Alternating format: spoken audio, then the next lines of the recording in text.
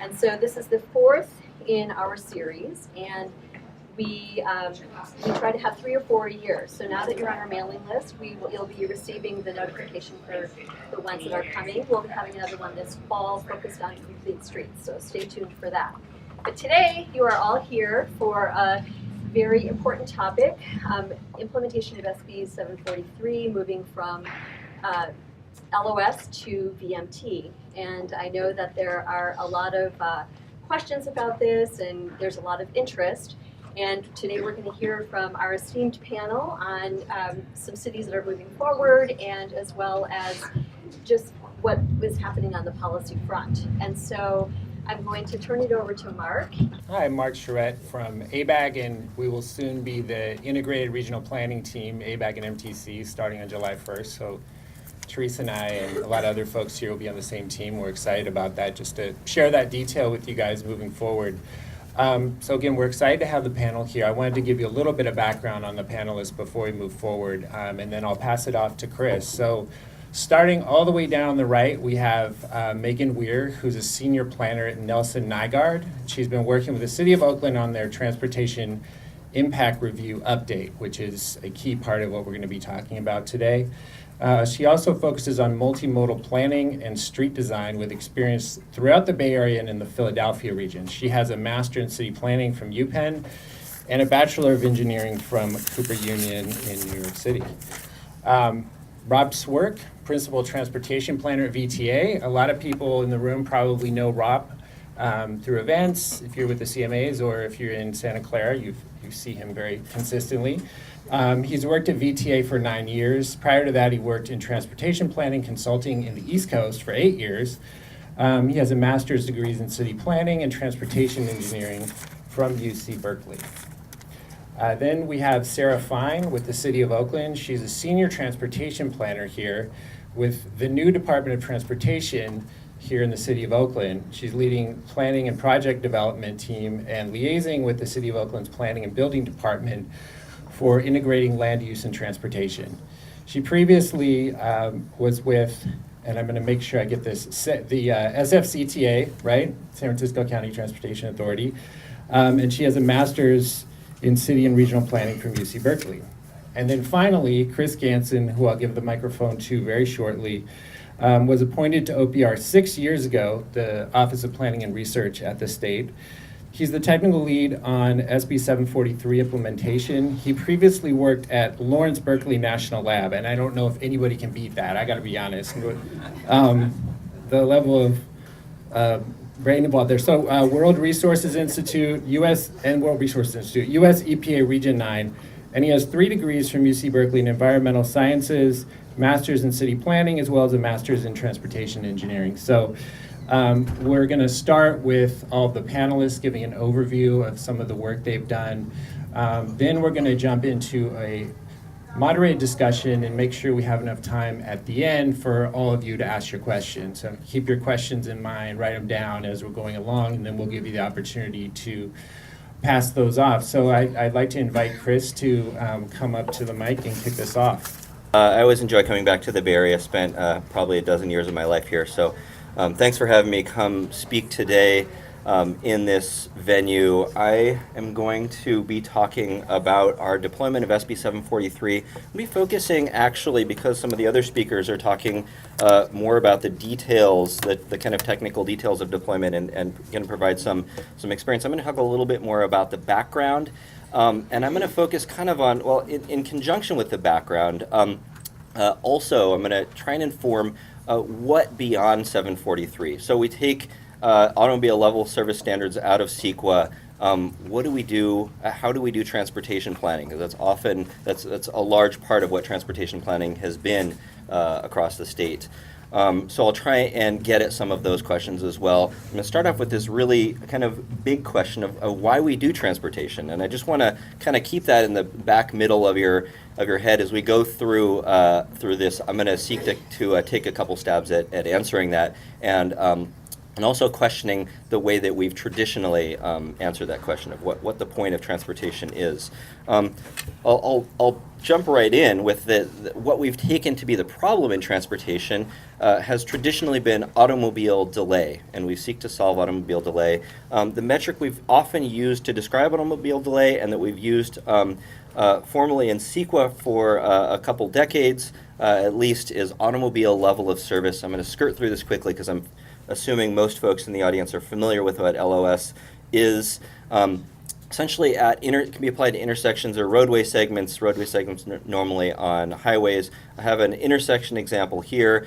It represents delay that a motorist faces, that a vehicle faces at an intersection, measured in seconds, and then that delay is rated in with a letter grade A through F. Generally, jurisdictions have a threshold, might be between C and D or D and E, which they'll accept in their intersections, and below that they won't accept them. And CEQA, the California Environmental Quality Act, our environmental review law, takes those as significance impacts, and if you push the LOS down to a lower letter grade than the jurisdiction specifies, then you need to fix that if it's feasible to do so.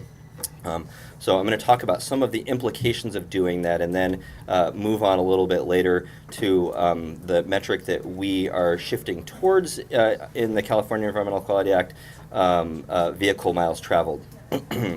So here is an LOS, a street. This is the street that performs perfectly under our current system, despite the fact that there's not so much in the way of things to go to on it. And I'll compare that with a failing street on our current, the way we currently rate transportation.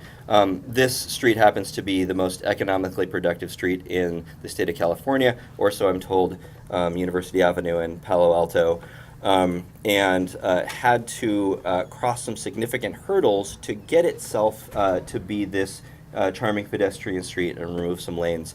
It was quite a difficulty because of the way we do LOS. Let's look at the way that infill development is affected compared to outlying development by using LOS and CEQA. So here's an infill development, Central City, just a schematic of a city outlying portions to the right and above. So that infill development is going to load relatively little vehicle travel onto the roadway network. It's centrally located. There's likely to be transit or bike and ped opportunities, so not everybody's going to get in a car when they need to go somewhere. And when they do, trips are short because of the central location. However, you trigger, when you put in this sort of development, you tend to trigger a number of LOS impacts. And that's because you put infill development into already vibrant areas where there's already some level of congestion. And other development that's gone in before has filled those intersections towards that threshold. And that last in development frequently does push intersections past. So in this way, infill development ends up disproportionately responsible for making transportation improvements. And in fact, the transportation improvements that it makes may not be the improvements that the jurisdiction wants. They may not help walkability, livability. They may find those compromised for automobility, but they need to under CEQA or face some hurdles. Or face some hurdles. So let's compare that to a greenfield project built on the urban periphery, which typically loads 3 or 4 times as much vehicle travel onto the roadway network as a centrally located infill project, and yet causes relatively, for how much traffic it's loading, few LOS impacts because it's the first in. It's not adding to other localized traffic around the project where these analyses are done. By the time all that traffic fans out across the region, it's spread too thin to actually trigger an LOS impact at any one intersection, even though in some it causes substantially more delay, substantially more traffic, substantially more congestion. So that's how LOS treats infill versus how it treats outlying development, and the effect of that is presented in an ITE journal article, which I'll have the link to in a few slides, is to force more outlying development and reduce the amount of infill development we can do. There's a frequent argument that, well, we need to keep traffic flowing because traffic is the lifeblood of the economy. And there is some truth to that, but let's look at the relationship between delay, as measured by LOS is one measure of, and per capita GDP across the United States. You can see that more delay is correlated with higher GDP per capita. We'll come back to that. And let's look for now, though, at a very kind of straightforward, simple example, hypothetical. Which is better, a 45-minute commute including 5 minutes from congestion, or a 20-minute commute including 10 minutes from congestion? And we know the answer LOS would give us. The 45-minute commute would get a good grade because there's not much delay. But that 45-minute commute is not an example of good accessibility, a good ability to get to places, which is what we really care about in transportation. So I want to make a distinction here that traditionally we've looked at automobile mobility, how quickly automobiles can get places, and frequently measure that metrics of delay, how quickly they can get places compared to if there were no other cars in the way. And what we really care about is getting people to places in automobiles or in other on other modes. And the way of measuring that is something we call accessibility, or access to destinations, or connectivity. All words that are used in different venues for the same thing. I'll talk a little bit more about that as we go forward, but that is what we learn in so the number of us who have been in probably Severo's kind of 101 class. That's the second lecture. This is the point of transportation: access, not mobility. So my point I'm coming to, and I'm going to continue to reinforce it with some evidence, is that a good grade on LOS is not the same thing as success in transportation. It isn't necessarily what gets people to their destinations, the thing we really care about. Here's an example from Colorado. So Denver, over this 25-year period, did a lot of infill development. And that infill development, of course, loaded some traffic onto their roads, made their roads more congested. And you can see in the last line here, the extra rush hour delay went up by a factor of about 2.5. So if we were looking from a delay perspective at whether we were succeeding in transportation, we would say we failed. Delay got worse by, and not just by a little bit, by a factor of 2.5. But if we used a measure of access, the second line there, the average travel time, how long did it take people to get to the place they were going, that actually got better somewhat. And that can happen because your infill development adds destinations into the urban fabric, so people have closer places they can go that are closer. Proximity, using proximity as a tool in transportation. We endeavor to do that in California. We have policies in the books, laws that point us to doing infill development as a solution to many of our issues and achieve many of our goals. But this is what metrics of auto delay, for example, LOS, do with infill development. Let's look at another example. It's looking across two cities, so Charlotte and Chicago. In Chicago, about 13.5 miles is the average commute, and that takes 1.5 minutes, including 9.8 minutes of delay. In Charlotte, the average commute is 19 miles, and that takes 48 minutes, including 9.6 minutes of delay. So again, if we're to look at these two cities through the lens of automobile delay, Charlotte looks like it has the better commuting situation. But of course, it's not. It's plain to see when you look at the full picture, and when you look from an accessibility perspective, from an access to destinations perspective, look at the time it takes people to get to places. In Chicago, you're obviously pretty far better off. It's a little bit harder to read, but I'll explain. These are graphs. These graphs are part of a study done out of UCLA. One of the authors in the study was Brian Taylor, who is pretty highly regarded in this field, and it looks at the benefits of proximity versus the benefits of automobile speeds in getting people to places. On these graphs, jobs in particular. So the left graph.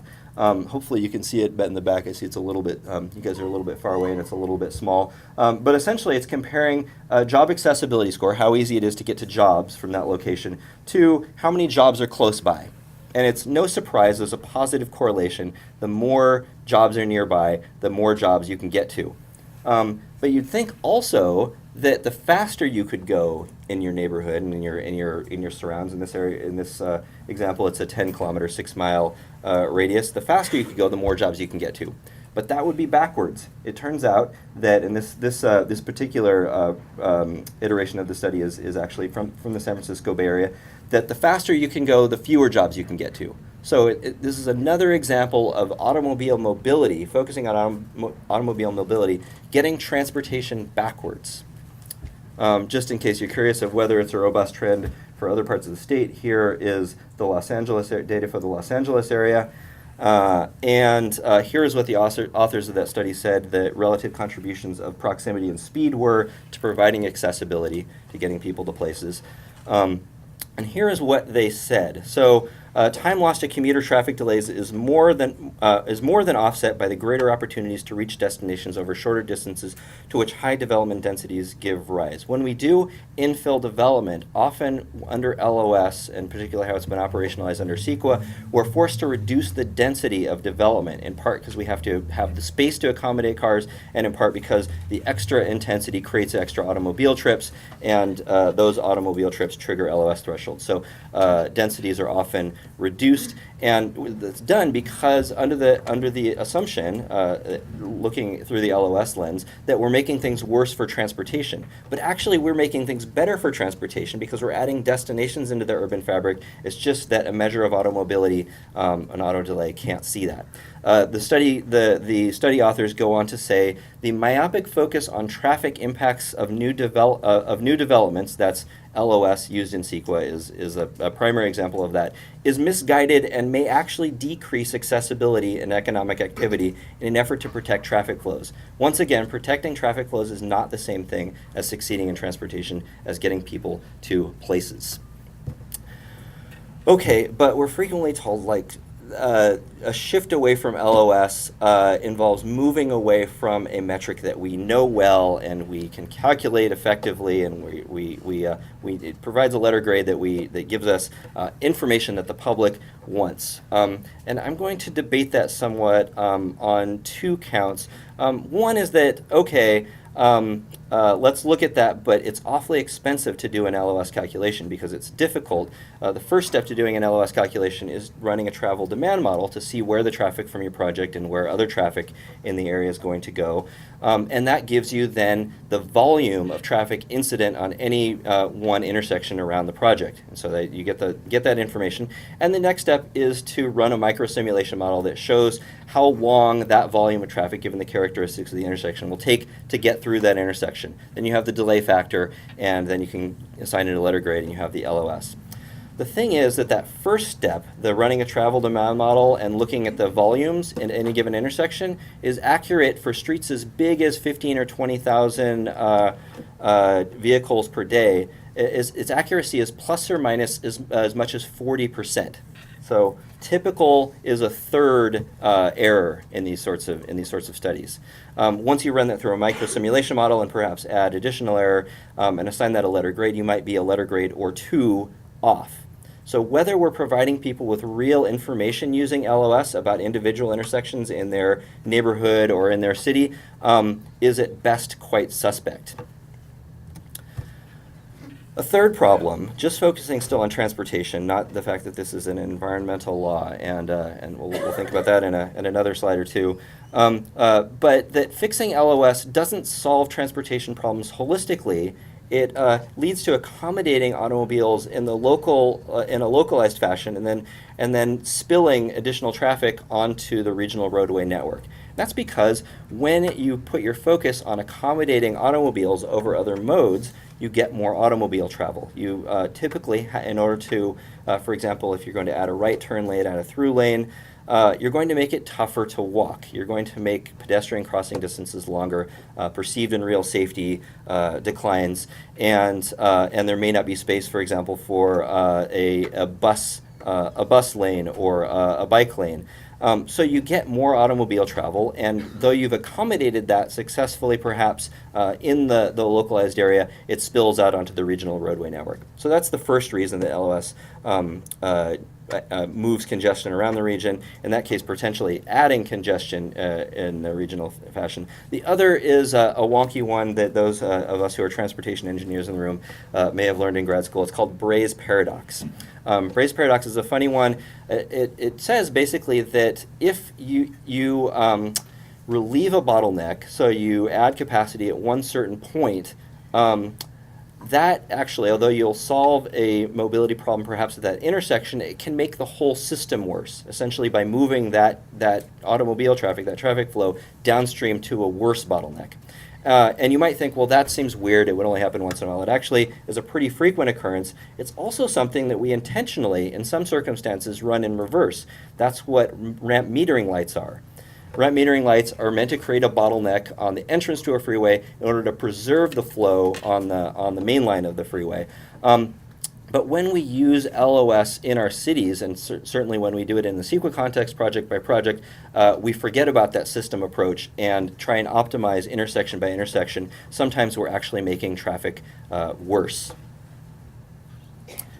Okay, so those are transportation concerns with using LOS in CEQA and using LOS more generally on a project by project basis, and in some cases using LOS at all. Or measures of automobile delay at all. I want to talk a little bit about other effects that has. The first, I've already mentioned, it punishes last in development, inhibits infill, and pushes development outward. A second issue is that it inhibits active transit and active transportation. Transit vehicles, buses, are seen as equals to automobiles, even though they may carry 40 or 60 people or more sometimes here in the Bay Area. And cyclists and pedestrians are seen as impediments to transportation rather than transportation themselves by LOS. Third, it forces more road construction than we can afford to maintain. You frequently must put down additional pavement in order to mitigate an LOS impact, in order to maintain LOS. And we're not great at knowing how we're going to pay for all of our existing pavement. That's important because if we don't maintain all of our existing pavement and it degrades, it becomes quite a bit more expensive. The number I've heard is about 10 times to go and rehab the roadbed than it would have been if we just kept it paved the whole time. It generates an array of environmental impacts, and this slide deserves more time than I'm going to be able to give it. I'll point you to the paper that's linked there, and don't try and copy that down. Hopefully this presentation will be available, but I'll also show a link. Also give a link at the end that's links to a list of all of these links. So if you're going to copy one down, that would be the one.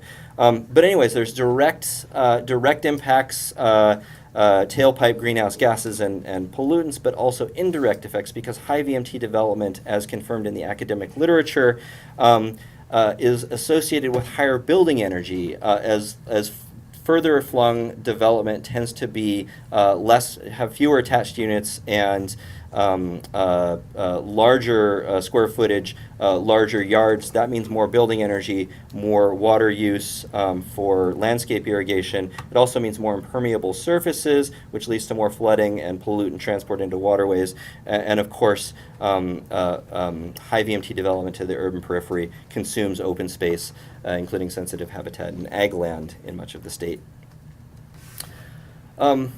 So focusing on accommodating automobile travel with LOS leads to more automobile travel, and more automobile travel worsens public health in two major ways.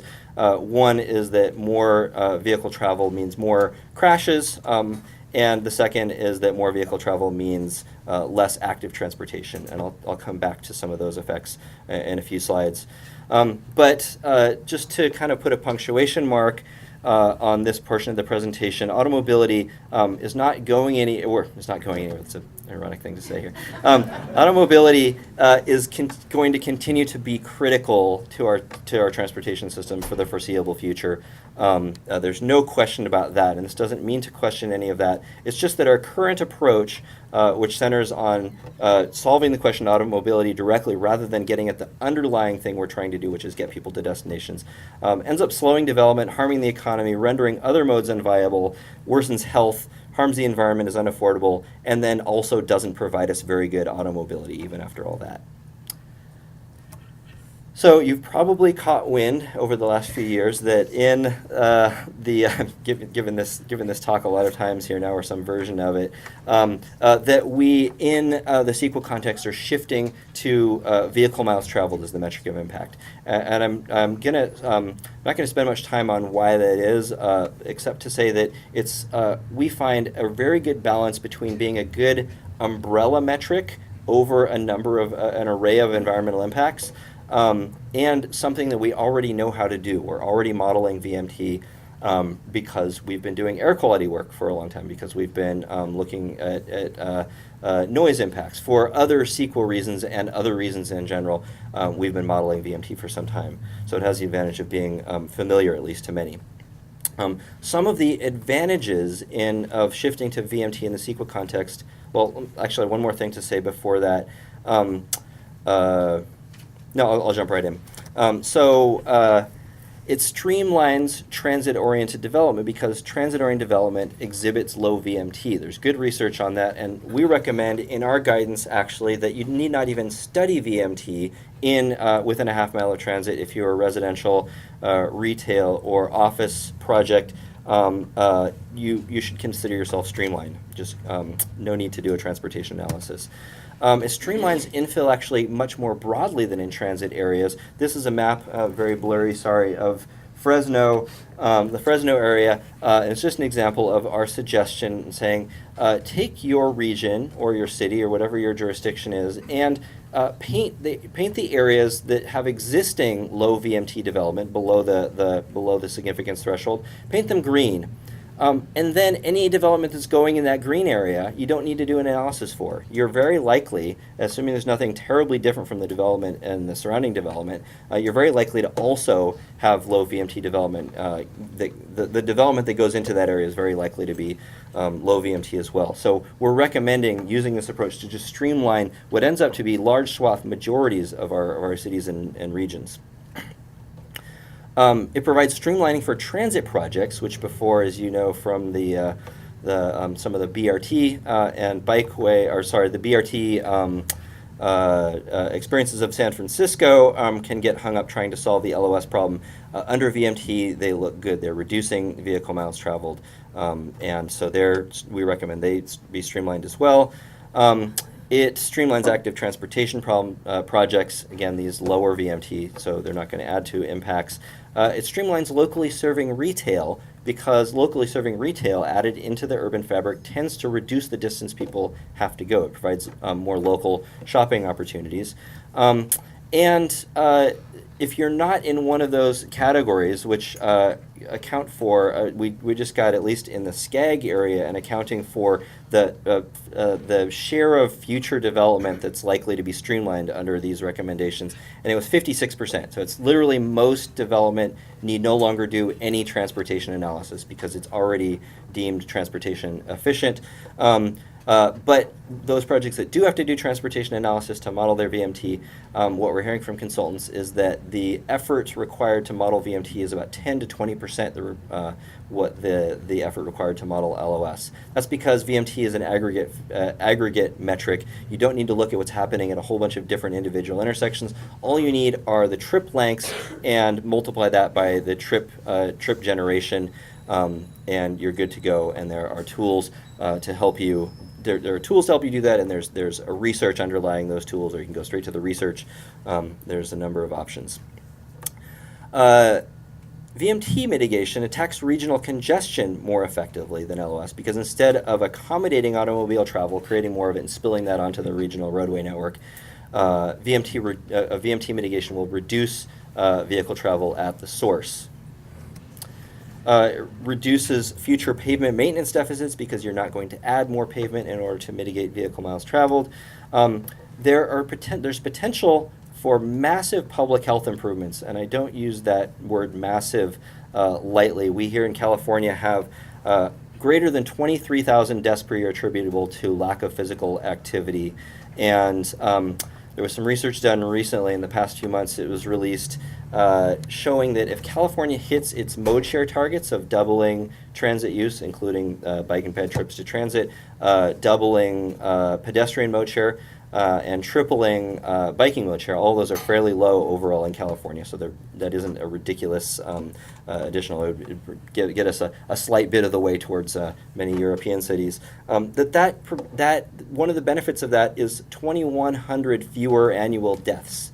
That's a lot of life savings. If you monetize that, depending on how you monetize it, it looks like $1 to $15 billion per year in the state of California in prevented premature deaths and disability. folks in public health are saying that this is the biggest thing that public health can do. It's the biggest endeavor in public health as far as the effect on public health. Similar in magnitude to the smoking cessation programs we've had here in California over the past couple decades. Last but very much not least, with our governor out of the country negotiating climate treaties, reduction in VMT correlates with reducing greenhouse gas emissions and of course other criteria, air pollutants. We've looked at the numbers, the Air Resources Board specifically, of what we need in terms of vehicle miles traveled in order to hit our climate targets. And what we need is a lower VMT amount than we're headed for. And that's included all of the SB743 work, all of the sustainable community strategies, all of that work we've done gets us partway there, but does not lower VMT enough, given what we think we can do with deploying zero emissions vehicles, with improving fuel efficiency, with getting carbon out of fuels. We push those all as hard as we can. We still need to bend the VMT curve. We don't need an absolute reduction, but we need less growth than is planned in the future. And SB743 and the deployment of VMT mitigation projects is going to be an essential part of that. We don't hit our carbon targets without deploying this. But we're going to make everybody live in tiny boxes that they don't want to live in, right? Well, it turns out, as you guys probably well know living in the Bay Area, that walkable neighborhoods are kind of sought after these days. That's not just looking at the prices of your your neighborhoods in this region that are walkable, which provide evidence of their own, but real estate surveys are showing pretty clearly that there is way more desire to live in walkable neighborhoods, even giving up your large backyard, than there is supply of them in many places. Speaking back of my hometown and current and original hometown, Sacramento, the SACOG area did an analysis showing that we have enough large lot single family development for everyone who will want that in 2035. So we can quit building that for 20 years and still have plenty. So VMT mitigation helps streamline and create this kind of development, because VMT mitigation is the sort of thing that leads to this sort of walkable neighborhood.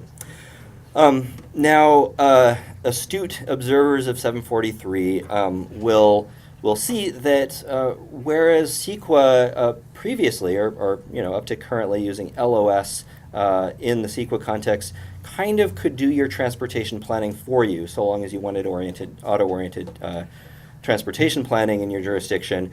You could just have a project, add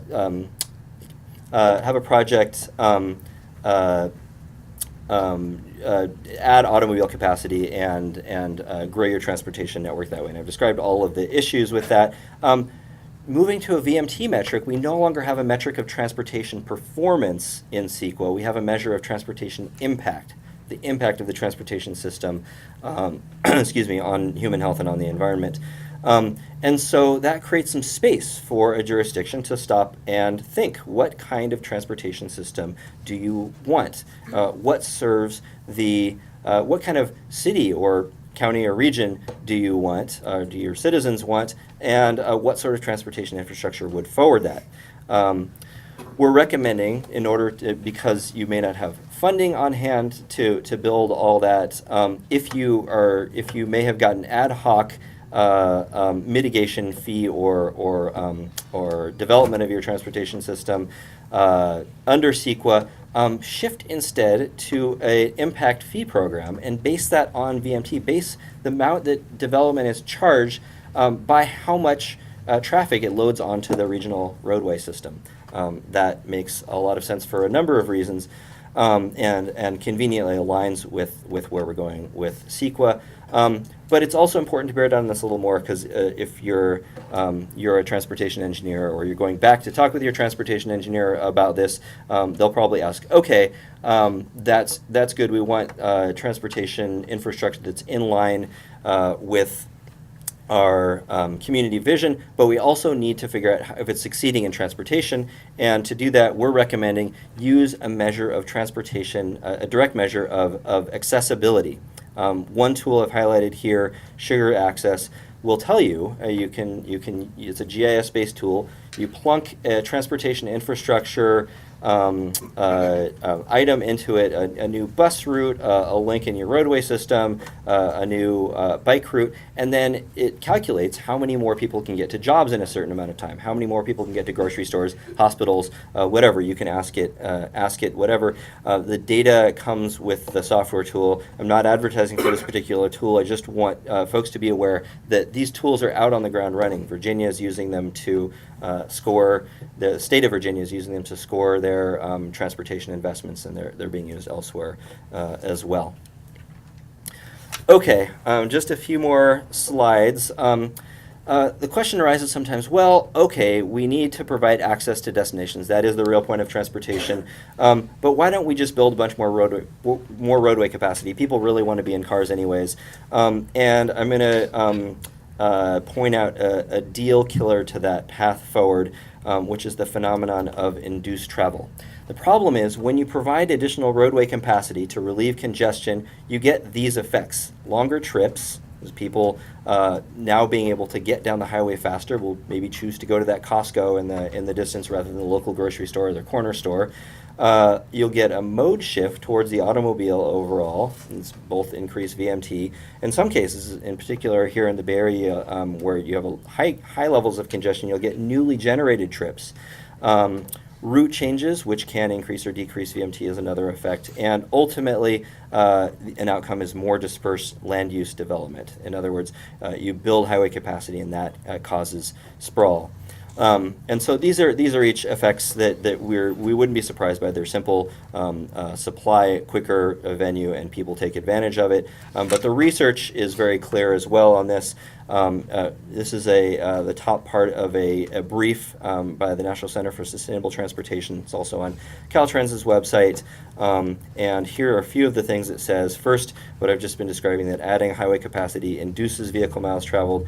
That we're sure about that. It's a quality of evidence is high.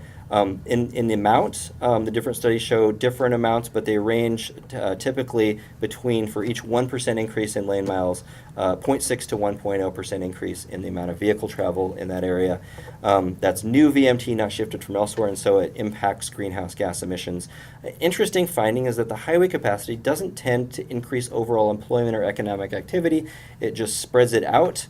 These are resources that, again, please don't try and copy down these URLs, but I'll give you one at the end that includes them all. I'm going to come down the stretch to wrapping up here by putting the question out.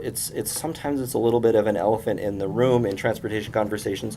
Why haven't we been measuring fully this induced travel phenomenon and incorporating it in our transportation decisions? And the Bay Area has gotten a lot further on this than most places in the state and certainly in the country. But if you're curious about digging into this question, there's a terrific, just wanted to provide this slide as a teaser, a terrific academic article on the history or consideration of induced travel and why we've gotten hung up on analysis.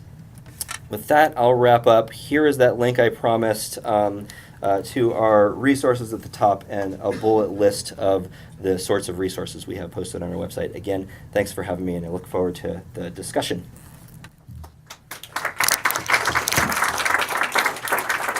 Good morning, everyone. I'm Sarah Fine. I'm a senior transportation planner with the City of Oakland's brand new Department of Transportation. I've got my water here just in case last night's yelling catches up with me. It's quite an exciting night. So before I begin, I wanted to give a quick round of thanks to some of our partners that I worked with in Oakland on the work I'm going to be talking about, including leadership from Darren Ranaletti, who's now the acting director of planning in Oakland, Jeff Tumlin, who's our former interim director of the new Department of Transportation, and then my colleagues in the planning department, including Christina Farrakani, and in the city attorney's office. So a lot of work went into what I'm discussing. Before I get started, I want to frame our conversation about implementing SB743 with the kind of overall programmatic approach that we've taken in Oakland, including adopting impact fees, as well as our seeker reform, and then finally some reforms to our TDM. And specifically with TDM, we have an existing transportation demand management ordinance. We've just applied a little bit of pressure in certain points following some of the other changes to impact fees and seeker reform.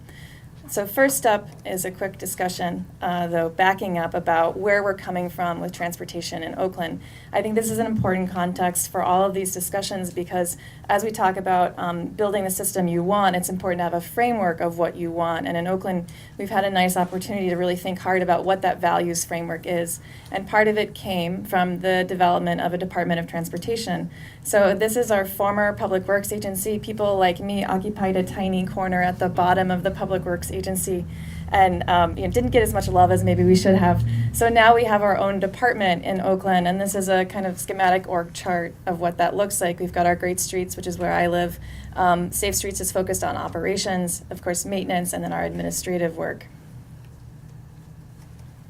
Our department worked with Bloomberg and Associates under Jeff Tumlin's direction to develop a strategic plan, which I'll cover in a second. I wanted to, though, highlight what our mission is, and this is, again, our values framework, which informs everything else I'm going to be talking about. So our department's mission: envision, plan, build, operate, and maintain a transportation system for the City of Oakland, importantly in partnership with our local transit providers and other agencies, to ensure safe, equitable, sustainable access and mobility for residents, businesses, and visitors. Again, the strategic plan, which we worked on as staff over the last year, kind of encapsulates these core values, which are now guiding everything that we're doing in the department: equity, safety, vibrancy, and responsibility. And these core values are translated into several, like 36 actions and then 218 benchmarks that you can all keep us on task if you go and read our strategic plan in the back. The set of benchmarks are the work programs that all of us in the department are going to be doing in the next year and 3 years, and all of those track back to these 4 values. We found it to be an incredible resource for us to explain what we do and also keep us on task. We're doing things that align with our core values. So the local policy context in Oakland that has also guided a lot of the discussion, particularly on the 743 front, was our Complete Streets policy, which everyone basically has to do. But we looked at that as saying, this actually doesn't conform with LOS-based transportation analysis. Similarly, our Energy and Climate Action Plan, which in Oakland was fairly robust, identified that Oakland needed to achieve a 36% reduction in greenhouse gas emission by 2020, and in doing that, reduce driving by 20% citywide, clearly not in conformance with an LOS-based transportation analysis framework. So when we brought particularly the 743 work to our Planning Commission, we referred to these items to say, look, our existing policies don't match up with what we're being told to do. So first on impact fees, I'm going to go through the 3 portions at once. Impact fees now, all developments that are of particular size are required to pay a fee for not only transportation, but affordable housing and capital improvements, or projects can elect to pay, provide those amenities on site. And this was work from the Planning Department and in particular our partner Laura Kaminsky. And so I'm going to cover it very generally, just to give you a sense, though, that the fee is not applied uniformly across the city. And this is part of the public outreach that was performed for the fee and the Nexus study that undergirded it. You've got 3 zones that each have different levels that particular developments would be required to pay. And again, the 3, affordable housing, capital improvements, and transportation. And one more thing, on the transportation front, I think it's important to note that the fee that's collected pays for citywide improvements. So we're not focusing the investments from the fee program at the individual intersections around the site. So on the CEQA front, now, after we have updated our CEQA thresholds of significance, of course, our development projects that are small, are in low VMT areas or near transit, are presumed to have less than significant transportation impacts. And a great credit to the state for providing most of our presentations that we used. We just copied Chris's slides and provided those to our Planning Commission. So the work that the state did to set up what these screen checks would be was actually incredibly helpful for us in Oakland. It made my job easier to just sort of take Chris's slides and put Oakland on top and say, here's our proposal. So we have incorporated the state's guidance into our CEQA thresholds of significance. Similarly, the transit and active transportation projects, we're also presuming those to have less than significant transportation impacts. What I've made sure to note in our presentations to our Planning Commission and our BPAC is this doesn't mean that there's no CEQA. It just means that the transportation analysis is much smaller than it used to be. Even a transit project might come up with some kind of cultural resources issue that you'd want to study a little bit more. We're just focused on the transportation piece and making that streamlined. Also, when we presented this to our Planning Commission, we wanted to show them what it would look like. And so we used data from MTC, very easy to get. We applied this across our City of Oakland maps to look at VMT per capita and VMT per worker to show our Planning Commission, here's what it would look like if we applied these thresholds. So again, you're 15% below the regional average for both of these metrics. And importantly, we wanted to highlight, because it's yellow, it's great that we used yellow. It doesn't mean don't do anything. Here's just caution. Those areas may have higher than expected VMT, and we might need to think a little bit harder about development projects that are in those areas. On the reverse, projects that are in the green, we're going to call those good. We're going to presume them to be less than significant on the transportation front. I do want to say, though, it doesn't mean that we don't do any transportation analysis. Chris said there's no transportation analysis. That's not true. We're still doing some transportation analysis, but we're not identifying impacts for transportation. Instead, we are identifying improvements that the project might need to do as part of its conditions of approval, and I'll get into that in a moment.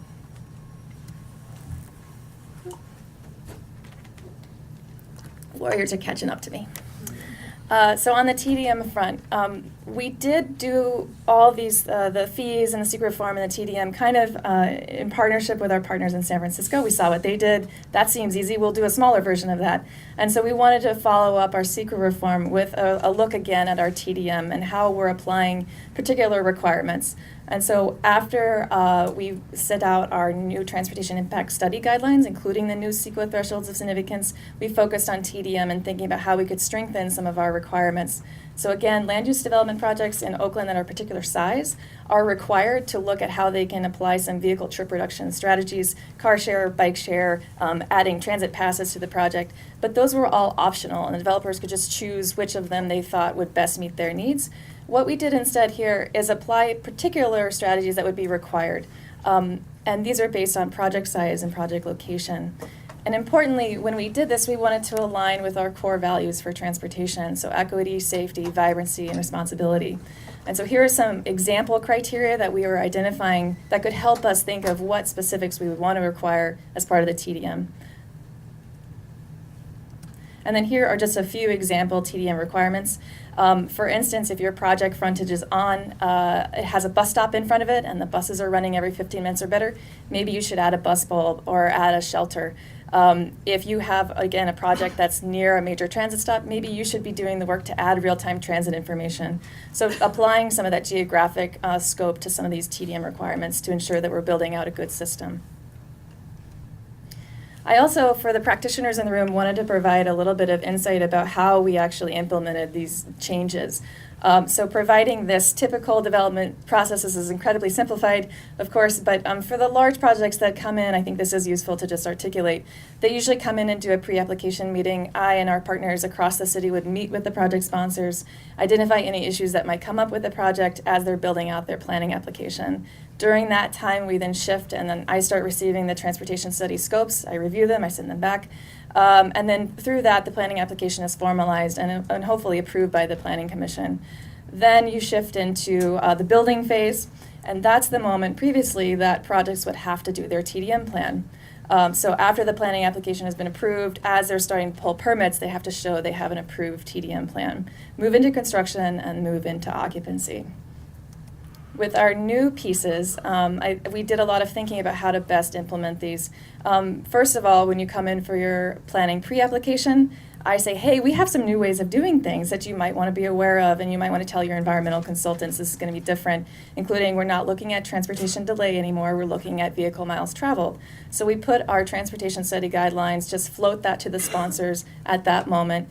The transportation study is smaller now, so I made it a little smaller in the workflow. And then importantly, when the planning application is approved, we have already seen the TDM plan. That was one of the biggest changes that we felt was important to make.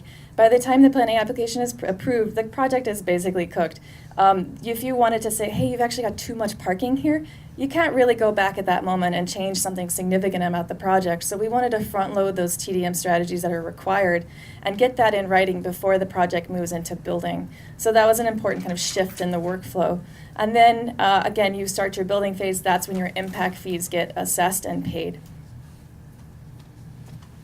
So overall, the big picture is that there's a lot of economic forces that are either helping or hurting our priority development areas. And in Oakland, we saw this as one way to streamline the opportunities for jobs and housing that are so important for Oakland and for the region, and also streamlining our transportation projects so that we can be developing the system that we know Oakland needs in this time. So thank you, and thanks again to our partners that we worked with on these projects.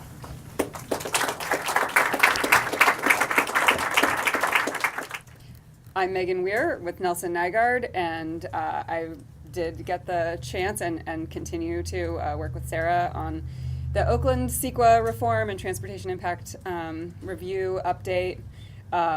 There's been plenty of opportunity for shared credit there, so I'm not too worried about that. But because I've had the opportunity to work with the city of Oakland, and a number of other colleagues in my office have worked with other cities in the Bay Area, and we've been following this work very closely since before it became official and was part of any legislation at the state level.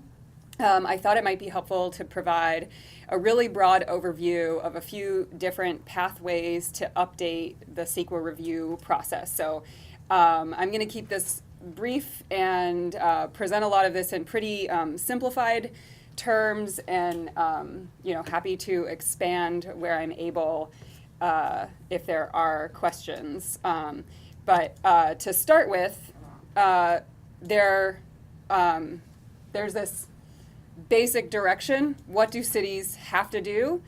Have to remove LOS from CEQA review. LOS can no longer be used as a metric for significant impact, to find significant impact within CEQA. That doesn't mean you can't use LOS for internal or local analysis. It just means it's coming out of CEQA review. In addition to that, there are other things that cities can accomplish, which Sarah talked about, besides just taking LOS out. Update the transportation impact fee process and the fees that are collected in order to address the full transportation system. A lot of cities rely and have long relied on findings of significant impact within CEQA to collect contributions to make improvements on their local road networks. Like if a developer is going to have if a development is going to have a significant impact on a set number of intersections, the developer is required to make improvements to those intersections. So there's some concern that taking those kinds of findings out of the CEQA review process is going to leave cities with fewer resources. So update the way you collect resources. Also, identify performance metrics that really reflect the city goals. Sarah talked about that, so we've seen good examples from how the city of Oakland is doing that. And then strategically think about how the review process is being updated to achieve the desired transportation system and development patterns overall. And by that I mean, make sure that there aren't unintended consequences. We got some unintended consequences from using LOS, so think about what these metrics are and what they're measuring and what direction they're going to push development in, and does that align with the development that's desired. And so with that as a baseline, I'm just going to quickly provide an overview of cities that have already moved away from LOS and the processes that they've used. Pasadena, San Francisco, and the city of Oakland have already made their shifts official, and San Mateo and the city, the city of Alameda are also in the process. There are a number of other cities throughout the state that are probably around the same stage as San Mateo and Alameda. So just for the sake of a quick overview, that's what I'm going to describe in order of the beginning of those changes. And the one thing to keep in mind, and what I want to convey here, is that every one of these cities is doing this in a different way. There is not one exact way. There is not like one path to legally changing the CEQA review process and the metrics that are used. Everybody's finding a way to do this that meets their specific needs. So the city of Pasadena, back in 2004, developed a plan for high density in the urban core. And as other cities have found, the existing CEQA review process and a focus on LOS was not conducive to reaching the high density urban core that they had officially called their new plan. And so they decided to update the general plan and call for VMT metrics in order to address those broad goals for infill and transportation projects back in 2008. So back in 2008, they officially updated the general plan and made it clear that they're moving away from LOS and toward VMT. And then in order to really make this official and legal within their context, the city council voted to eliminate LOS and adopt VMT for transportation impact review in order to meet the general plan needs. The formal transportation impact review process also includes other metrics to address the city analysis needs. They didn't just say, that's it, from now on we're only looking at VMT, but they moved LOS out of CEQA and replaced it with VMT. The city of San Francisco has been discussing problems with LOS since the 90s. And the San Francisco County Transportation Authority officially proposed removing LOS from CEQA and replacing it with an impact measure based on the number of automobile trips generated in a report that was released in 2003. So they've really been working on the policy side and doing local research for a very long time. That SFCTA report specifically said, under the proposed approach, CEQA transportation impact analysis would measure the net new trips generated or induced by proposed projects rather than changes in automobile delay at intersections. So the city developed a new transportation impact review process in order to move away from LOS. And then their official next step to put it on the books was the San Francisco Planning Commission adopted a resolution to replace LOS with a VMT threshold for all CEQA environmental determinations. And that's consistent with the OPR recommendations, which the city of Oakland's are also consistent with the OPR recommendations, looking at a map, looking at a regional travel demand model, figuring out what is the regional average VMT, and the threshold is 15% lower than that average VMT. And so in that way, San Francisco was able to immediately implement changes to CEQA analysis rather than sit back and wait until the state officially adopted it. They saw, we've been doing this research for a long time. OPR has released recommendations that are in line with the direction that we want to go. Let's make it official. We're adopting OPR's recommendations. The city of Oakland, this is also a very broad overview. We could really get into the weeds here, but the city of Oakland has also been closely following this and was reviewing and commenting on OPR's draft VMT metrics and the proposed CEQA updates all along, and they've submitted letters and comments. And so Oakland proposes an update consistent with the OPR recommendations and also conducted internal and external stakeholder outreach. So this was a really important part from my perspective as I was involved in the process. The process updates that were proposed were informed by research, local documentation of challenges with the existing process, engagement, including more than 2 years of outreach with diverse groups of stakeholders via OPR's work, and also with local stakeholder interviews and agency coordination. And then the local planning commission directed staff to update the CEQA review process. And so what they directed the environmental review officer on staff to make changes to CEQA thresholds of significant guidelines and to remove LOS.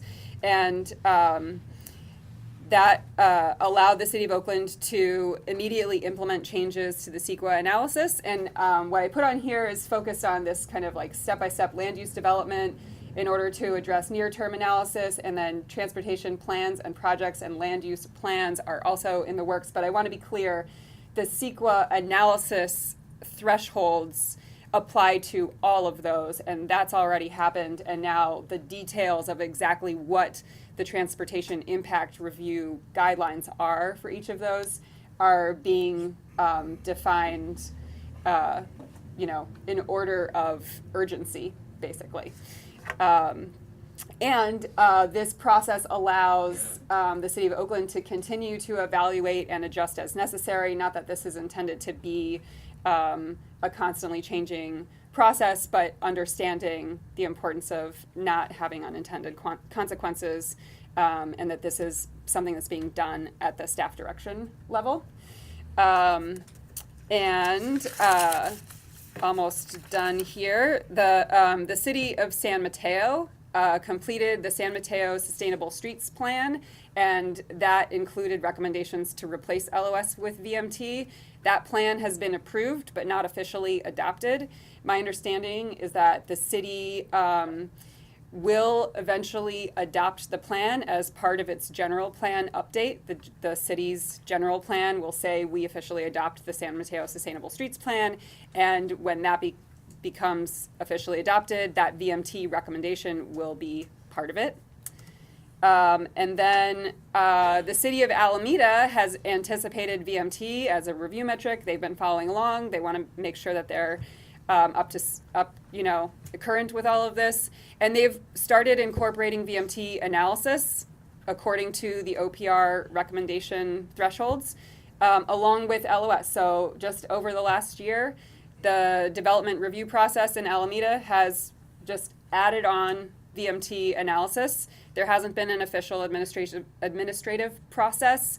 My understanding is that as of today, they have not yet officially deleted LOS from their review process, but they're kind of starting to merge them and getting ready to move away from LOS and toward VMT. And in this way, they're sort of poised to act immediately upon official direction from the state. They've already built this into it. So the point is that there are a variety of different ways to address this change. Every community is different. Every community has to define what their specific goals are and understand, what they need to do in order to make their process official and reach compliance with SB743. And there's a lot of flexibility there. So that's it.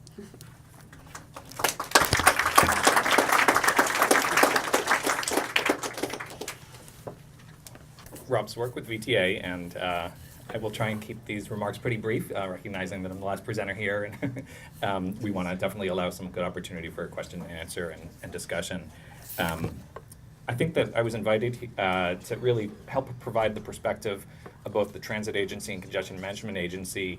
And I think this is something that might be helpful for you in that probably many of you, as you think about how you may move forward with this, you're also interacting with your own transit agency, your own congestion management agency, and you're wondering, kind of how city or, county practices may fit together with the broader perspective. So I'm trying to bring that in a little bit today. It's just a quick outline of what I'm planning to cover. Just a very quick reminder on VTA's roles. If you're not familiar, VTA has a lot of different hats, and so this is one of the reasons why I think we wanted to throw in some of these different angles into this presentation. Not only transit operator, congestion management agency, but we're a funding partner to a number of regional rail services, including Caltrain. We're the lead agency in bringing the BART extension to San Jose. Hopefully, the Milpitas and Berryessa stations in Northeast San Jose will be open by the end of the year, which is exciting.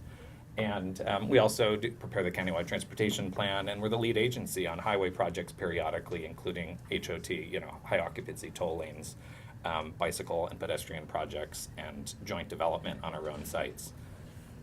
So an interesting kind of characteristic of the way transportation analysis is performed in Santa Clara County right now is we have a fairly unified and somewhat prescriptive way of performing transportation analysis of development projects, which, as I came to VTA, I started to understand is fairly unique in the Bay Area and perhaps in California. VTA for many years has, in its congestion management agency role, tried to kind of almost herd the cats in a way, work with our jurisdictions, the cities, the 15 cities and the county of Santa Clara, to have a fairly unified way of performing transportation analysis of development.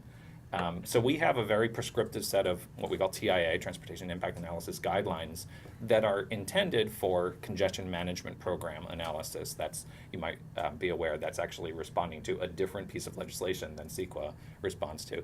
And interestingly, most of the cities in Santa Clara County end up using those guidelines also for their CEQA analysis of development projects and land use plans, as well as for their own city purposes, for addressing, for instance, the level of surface policy that's in their circulation element of their general plan.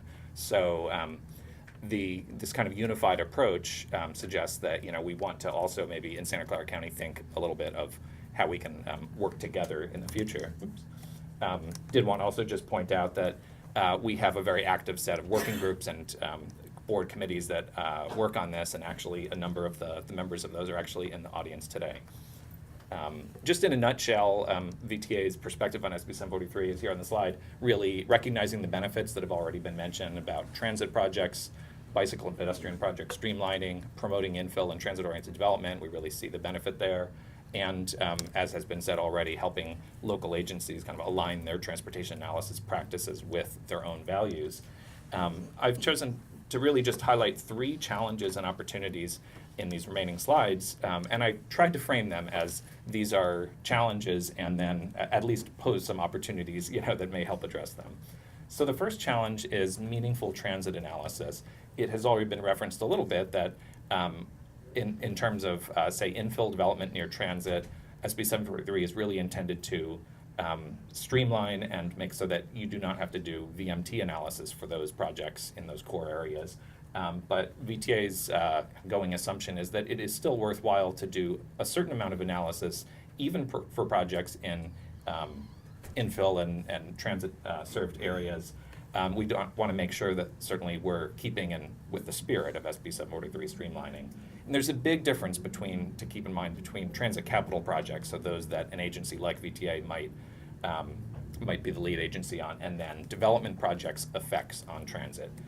So in terms of the transit capital project side, as Chris and others have already mentioned, certainly there's great promise from the SB743 changes, just moving away from the requirement to, when you're proposing a project that inherently is going to reduce automobile trips and encourage a mode shift, not then having to go and do these layers and layers of analysis. Like we also had a BRT project along El Camino Real through 6 cities, and had just tremendous additional analysis that needed to be done on not just the corridor level of service, but diverted traffic, off corridor intersection level of service, multiple scenarios, on and on and on, for a project that, by its definition, is actually taking cars off the road. There may be other, there are certainly legitimate concerns about spillover and neighborhood traffic, but there are other mechanisms to look at that, I think we would contend. And so we really think that the main thing is to look at what's meaningful in transit analysis, and we think, and this is kind of consistent with OPR's guidance recently, is the effect on transit access and facilities is important, as well as, if a transit project itself may have effects on bicycles and pedestrians. And it's possible that this ends up being more of a framework of identifying benefits and improvements, not straight CEQA impacts. On the development project effects on transit side, we wanted to just highlight that, again, the most meaningful piece, most important, is probably ensuring that there's no effects on transit access and facilities. But we also think that it is worthwhile to continue to look at how larger development projects and land use plans may affect transit reliability and travel time. It is really important, as you know, when you're thinking about transit service to keep transit, especially when you're in a mixed flow environment, keep transit vehicles moving efficiently and not getting bogged down in congestion, and having schedule reliability issues for both the attractiveness of that service, but also for the operating cost of the operator. If you go from, say, a 35 to a 45-minute run time on a bus route, you will end up buying more vehicles and needing to hire more operators or employ more operators to run that service. So we don't want to have that kind of analysis contravene the SB743 streamlining goals. Our thinking right now and kind of working with our cities is that perhaps an informational analysis really to identify potential improvements that the transit operator can cooperate with the local agency on might make sense. Things like transit signal priority, bulb out stops to prioritize buses at intersections and so forth. A second main challenge that we wanted to highlight is really reflecting real-world VMT. And I'll highlight two situations that we think about in this case. One is the difference between kind of areas that are naturally low in VMT and ones that might not immediately think are low VMT. Similarly, evolving locations, things where land use change and transportation change is happening now. And what some of what led to this thinking is actually this map over to the left there. And I know it's very small to see, but it's your typical heat map of VMT, high and low areas. This one is actually focused on employment and VMT around the Bay Area. And one thing that struck us, looking at it from the Santa Clara County perspective, is you see a lot of bright red along the Bay edge in places like Sunnyvale and Mountain View.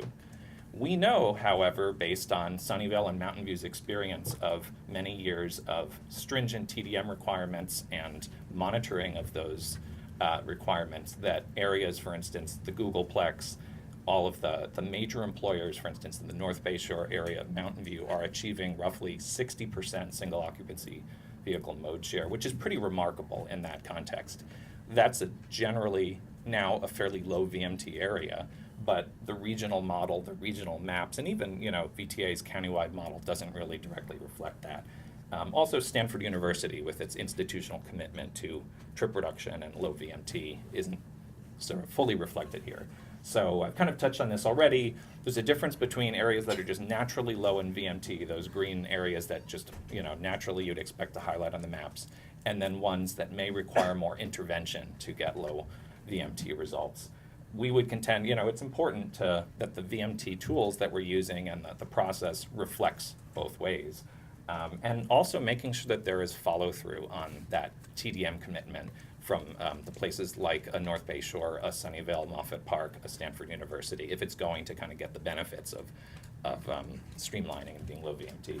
This is just an example from VTA's own process working with our cities. In 2014, we updated our own transportation analysis guidelines for development, and we added a process here. It's kind of highlighted in the right side of the table here, target-based trip reductions, basically kind of reflecting the trend that was already happening in these places. Also, Apple Campus 2 in Cupertino is another good example of this, where you have an applicant along with a city stating a commitment to reduce trips, which ultimately reduces VMT, to monitor that, to enforce it, which does not have to be necessarily punitive. It can be more the form of a reinvestment clause, and I actually credit Adina Levin, who's in the audience here, on kind of highlighting that in our process, and also on sharing the data, because in the end, this is kind of a preview of one of my remaining slides, but in the end, having that data demonstrating that these areas are actually achieving lower VMT, lower mode share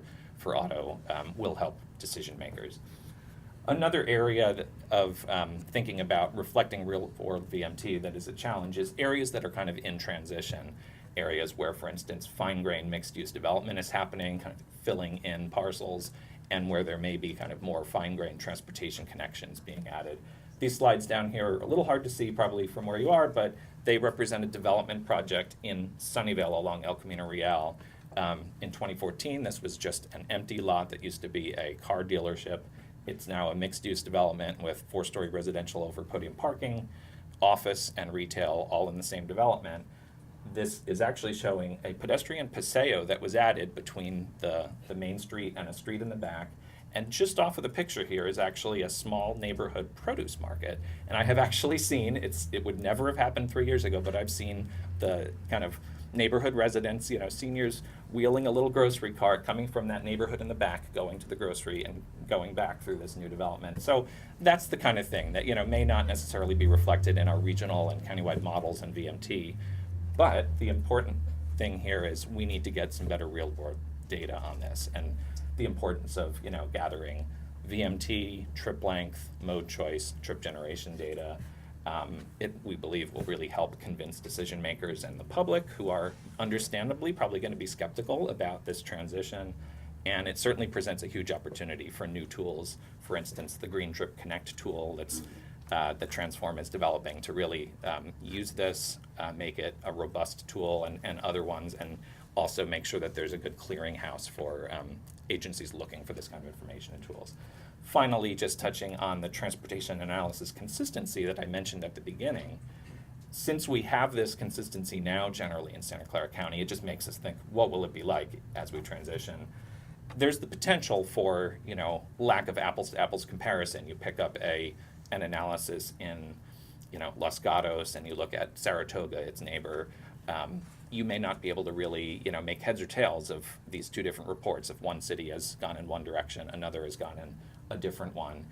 This certainly has the potential to lead to some confusion. We also think, the framework of congestion management programs and city policies that still require level of service to be analyzed for, the time being may also potentially lead to some confusion among decision makers. And the flip side of that, I tried to put an optimistic spin on this is really an opportunity to work together to try and define common ways of approaching this. VMT, just as its own, the metric, as Chris described, is a really useful metric to make sure that we're looking kind of more regionally and not just spot problems and improvements. And VTA is excited also about the opportunity to see this congestion management program legislation at the state level updated, and cities take this on, because, as has been said already, this is the way to kind of help achieve your own local values, and not let transportation analysis get in the way of that. So I'll conclude with that. I think we're ready for question and answer.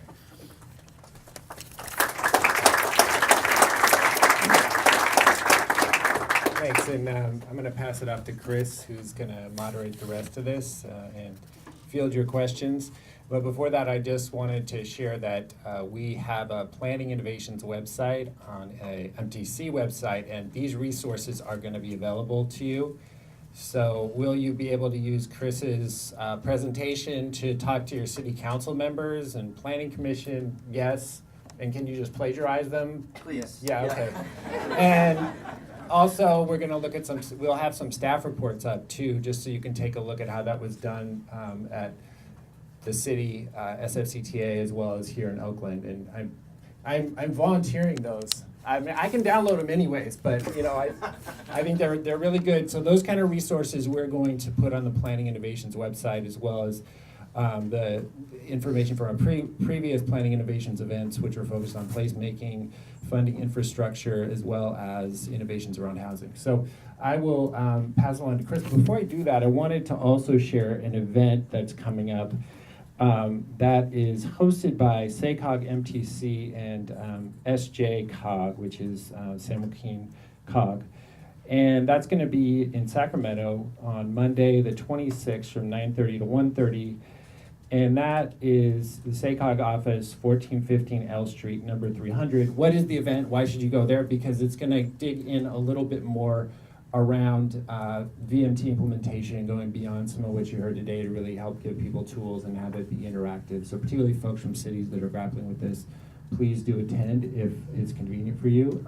And Rebecca Long from MTC over here is kind of one of the people taking the lead overall in the region and helping people adjust to this stuff. So again, we want to really be a partner. Anything else, Rebecca? No, thanks. Did a great job. Okay. So look for an email with more details. Great to have something there. Okay, so Chris, how about that? Yeah. I think I'll just talk from here. Okay, let me bring the mic so over. we don't have varying volumes. So we have a difficult microphone situation. Okay, watch, check this out. So we're just gonna, if we look like we're yelling off to the side as we answer your questions, we're trying to get the microphone to hear it as well. I want to start off by answering a question that I know I'm going to get and I was asked to answer and forgot to. But also, we'll start off with if any of you have a question about any of this, just a quick kind of, instead of moderator shooting a question at panelists, if any of us have a question for any of the rest of us. If we don't, we'll just jump right into questions. So think on that for a moment. The question that I want to answer is what's the timeline on this? It's the question I probably am asked to answer most these days and in recent months especially. And of course I don't have a firm answer, I never do. We're hoping that we think we're very close to going into the formal rulemaking process. So basically, the way this works is that as CEQA guidelines change, OPR, my office, develops the CEQA guidelines change, and then we transfer it to the resources agency to go through the formal rulemaking process. And we're on the verge of that transfer. I can't give you an exact amount of time it will be, but we expect it's going to be very soon. In the meantime, what to do while we're in the rulemaking process, right at this point for your jurisdiction, our recommendation is to start analyzing, as a number of jurisdictions here in the Bay Area already have, start analyzing VMT and preparing for the use of VMT as the central metric of transportation impact under CEQA. There are already, and I've been asked about this, I'll go into just a little bit of detail unless I get asked a more detailed question. There is already some case law pointing that it's a good idea to do VMT analysis. It doesn't quite say thou shalt analyze VMT under CEQA, but it does say you need to analyze transportation energy effects for which you need VMT. So you also, there's a law saying you need to analyze greenhouse gases effects for which you also need VMT. So start bringing that analysis to the fore is our recommendation, even if you're not one of these cities that's getting out ahead and transitioning completely to VMT just yet. Any thoughts, quick questions for each other in the meantime? Let's go straight out. Okay, great. Please. Yeah, Jenny from the city of San Jose, and we're looking at how to quantify ways that you can reduce VMT and also meet our general plan goals. And we would like to have as much data as possible regarding how VMT is lower based on level of affordability for deed-restricted affordable housing. Because that way we want to encourage market rate housing developments to include a mix and preferably low income. Does anyone want that one? I can talk a little bit off the gate. You? No. Okay. I'll give it a quick shot, and I know there's other people in the room who can give you a more fleshed out answer than I can. Is the audio working well? I don't know if the microphone is helping or hurting. I hear a little bit of feedback. That's my fault. Okay. Do we need this for the recording I though, think right? it'd be helpful, yeah. Is there a way to turn down the actual speaker and just have the microphone go into the recording? Is that gonna make a difference for you? No, there's not a way to do that? Yeah, Okay. I just turned it up. I Sorry, Al. can move it back a little bit. Okay. But also, maybe you can repeat the question when people ask it, but I think we got this one. Go ahead. Okay, I'm going to try and capture that succinctly. Tell me if I get it wrong. The differentiation in VMT effects of affordable housing, how can that be captured? Right, based on level of affordability. Based on, okay, right, the affordability effect on VMT, how can that be captured? So let me just walk back to the start. In terms of assessing VMT, there is a broad and deep literature on the connections between various factors in transportation. We call them the Ds frequently, but the everything from demographics under which income would fit to intersection connectivity, et cetera, all those regional location, all those effects, all those items that have effect on VMT. And that includes some research, although I think there's more underway, on what the effect of affordability is on VMT. So one option is to turn directly towards that research and pull it out and use it bring it to bear in whatever assessments. I believe that's coming into that research has been brought in. It's been brought in a fairly rudimentary way, I think, to a frequently used tool, CaliMod. Jennifer, would I be correct in saying that Green Trip dives a little deeper and brings that literature to bear in perhaps a little bit more sophisticated way. Do you want to say anything about that? Calumet has a flat 4% reduction, which at Transform we don't think adequately reflects the reduction. So Green Trip Connect, which actually Rob mentioned, looks at the level and depth of affordability, and as far as I know, it's the only tool that does right now. So you can look at whether it's extremely low income, very low income, or moderate. But there is new research, if you want to talk about the Caltrans and ARB projects that they're collecting right now. Yeah, I'll just mention that there are a couple projects looking into this more deeply. So there's advances on the research and there's advances on bringing the research into the tools. Jennifer West is at Transform and manages the Green Trip project. So I pointed. Thank you. Can I just add one quick thing to that? We are also sort of slightly related to your question. On the MTC website, we're going to, and on the Planning Innovations website, a link to this, we're going to make sure we have data you can download by transportation analysis zone that's similar to what Oakland used. Just trying to avoid the feedback. I'm like a really bad member of a band here. That's what's going on here. But anyways, we are going to have that data, the same data that Oakland used, we're going to have that data available for the region. I have talked to our modelers about that. It's a matter of kind of packaging and putting up there in a way that's really easy for everybody to use. So you'll be able to look at that and see the anticipated level of VMT. What are the areas where there would be an assumption of no impact, 15% lower, et cetera, et cetera. So just to offer that. Sorry, next question though. In the back? So this question is for Rob, and anyone else can answer too, but you touched upon naturally low VMT. So how appropriate is the VMT metric for those naturally low areas? I'm thinking like Palo Alto or Alameda, which are islands that already have that grid.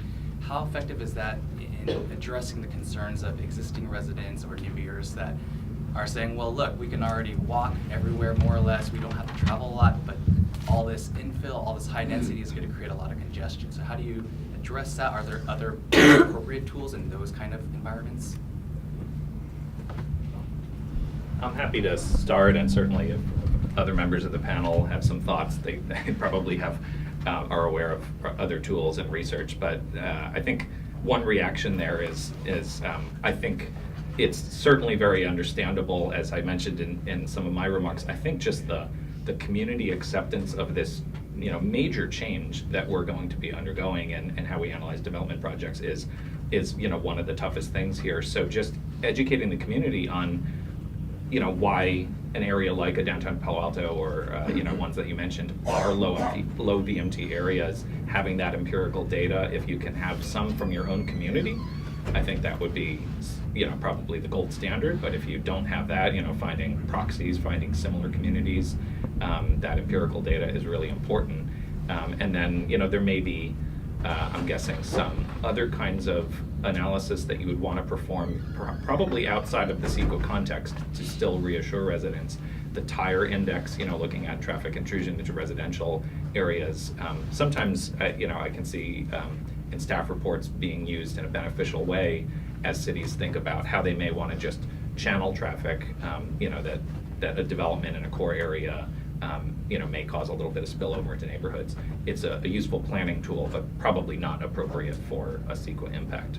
I don't know if Chris has any thoughts. Sure, I'll add a little bit. So I mentioned different methods of streamlining that we're recommending under CEQA, and Sarah rightly mentioned that that it's not that cities are not allowed to or won't be looking at transportation impacts through other lenses or even at automobile delay perhaps. I recommend using a lot of caution around that with the things the issues I put forth in my slides, keeping those in the foreground if you're going to use any metrics of automobile delay. But those analyses, so CEQA is no longer looking at them. That moves transportation planning, which includes these issues, into the planning realm.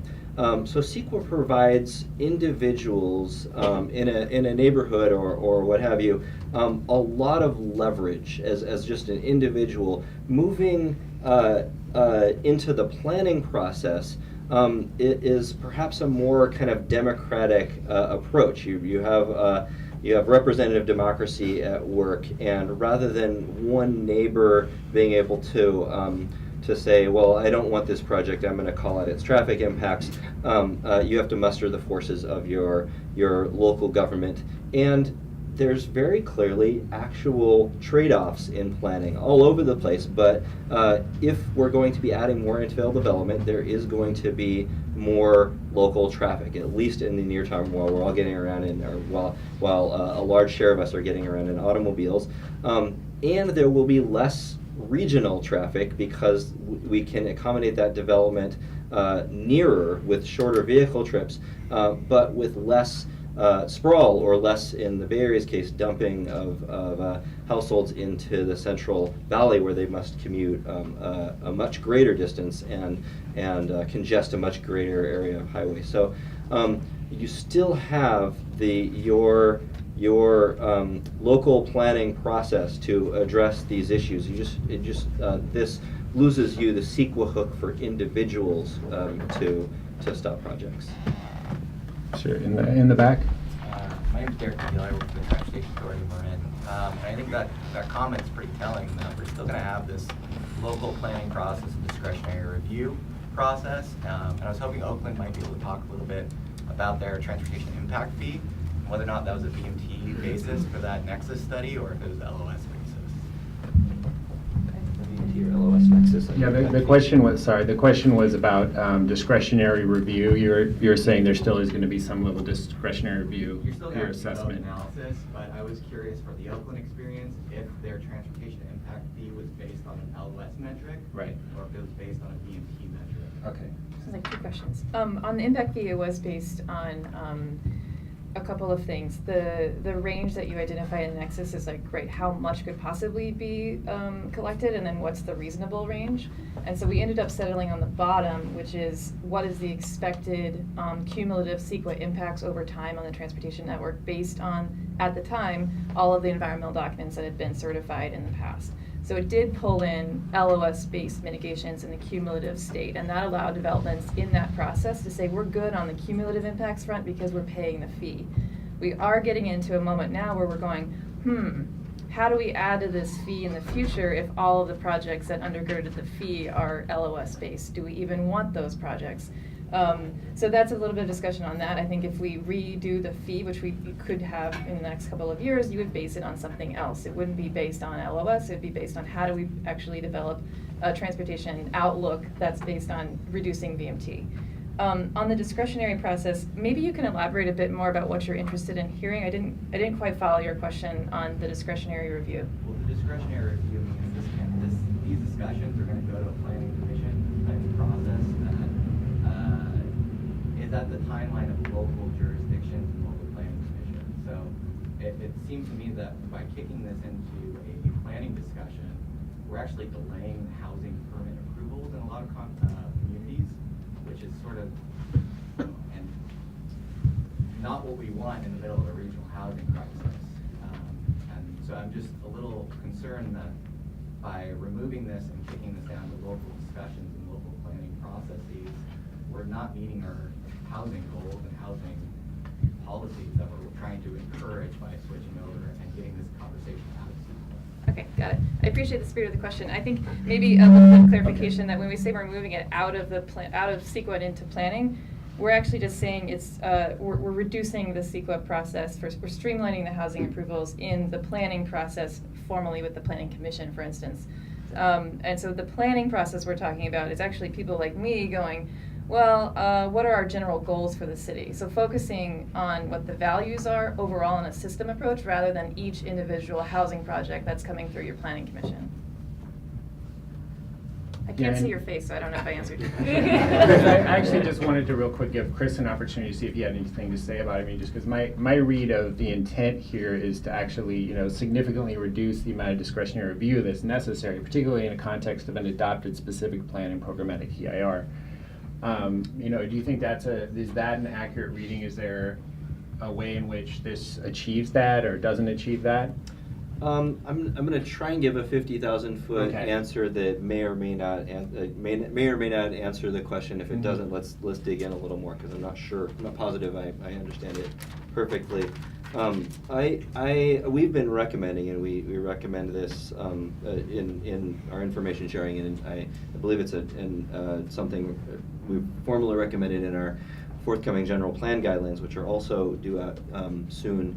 That a VMT, I talked about this, a VMT-based impact fee made sense. That's a very broad brush idea, that an impact fee based on the amount of vehicle travel that's loaded onto the network makes sense. It aligns with a lot of our streamlining and environmental goals, lower cost for development that's more transportation efficient, higher cost for development that's causing more transportation impact. Now, of course, any individual jurisdiction may have legitimate reason to adjust from that and do something that's a tweak or change to that in order to fund their transportation network. So I don't know if I'm getting at exactly your question, but I thought I would take that shot. I think for our particular case, I represent a suburban community, and the COA guidance is showing us that we're going to have a very hard time meeting a 15% reduction for development outside of, priority development areas or infill locations. So what this means is a lot of the jurisdictions are not going to switch over their VMT under CEQA process, and it's going to create an additional burden. Not an additional burden. They're not going to switch over to VMT in their CEQA process, or at least establish. They're going to have to go through a process of establishing their own thresholds under CEQA, and they're going to keep LOS on their discretionary review side. So it, in effect, is becoming an additional level of analysis for projects and not necessarily meeting that streamline. I'm totally in support of moving away out of the CEQA realm, but in terms of project development and project implementation, it does seem to create an additional hurdle for a lot of projects outside of low VMT areas. And that may not be something is helpful in the middle of, our housing crisis in the region. I wouldn't argue that every single project or possible project in every region is going to be every housing. We're talking about housing. Housing project is going to be streamlined by this shift. Although it's unclear, I think, in a lot of circumstances. Well, what's clear is that everywhere the cost of analysis will be substantially less. The burden of analysis under CEQA will lessen because we're shifting to a VMT metric. If the local jurisdiction local jurisdictions that are attempting to slow growth still have a lot of tools to do that for better and often worse. I wanted to make one other point. In addition to the analysis being less expensive, it's not clear that the mitigation, even in outlying high VMT areas, is going to be more than mitigation for LOS was. LOS mitigation is pretty expensive. Building, adding traffic lights, adding pavement, that costs. And then this is CEQA. There is the opportunity to go forward with a statement of overriding consideration. So the idea that this would stop the development at the outset, stop development. I'm not sure how much merit that has, but I would look holistically at the housing issue we have. Two things. One, I already mentioned that SCAG, more than half of their future housing development, and I don't know what the number is for the Bay Area, I would guess it would be at least as much, is going to be streamlined outright under this approach. Meaning it doesn't even have to do analysis because it's going to be low enough VMT. So when you look at a full region, the overall streamlining becomes pretty clear. I had a second point to make and I forgot what it was, so I'll leave it there. Okay, yeah, go ahead. Sorry. All right, I'll just stand up so people can hear. I'm Jennifer West from Transform, and my question's for Sarah, actually, at the City of Oakland. I really appreciated your very simplified application process slide and talking about moving some of these conversations to the pre-application or before the building permits. And I'm just curious to hear from you, like, that's less of a public part of the process. And so how does the community know about what's happening, or what tools or measurements you're using then to talk with potential development projects? Sure. So again, the question was particularly, I think, related to the TDM portion. How public is that? And I think what we've done is actually made it more public. In the past, you had an approved planning application, which is often the only time a project is publicly discussed. Coming after that was your TDM plan. So it kind of like got swept under the rug. If you didn't know where to look for it or who to ask for it, you might not even know the project was required to fulfill all these obligations. Now, in most cases, that TDM portion will be a part of the approved project. So you will know as a resident of Oakland, that project's supposed to be providing transit passes. I don't know if they are. And so you can check in on that in that way. So I think we're actually making it more public as part of our revisions to our process. Yes, back there. Yes. So a lot of the discussion was about land use projects and plans, and I have a question about how the new guidelines will affect major roadway projects, which at least in the earlier draft talked about analyzing them for potential VMT increase through induced demand, and then the need to mitigate those impacts. Can you talk about first of all, any update on how that is expected to work and when that would kick in? Yeah. So there is an interesting misconception we've found in some parts of the state, mostly in Southern California, that SB743 and the look at VMT is introducing this new thing called induced travel analysis under CEQA, whereas in fact that phenomenon has been well researched for quite some time now, and if induced travel that results from roadway capacity increases is not recognized in your CEQA document, you're putting yourself at a good amount of legal risk. There was almost 10 years ago now an Ecos v. Caltrans case on this. There's other case law to point to, but VMT. Let me just take a step back.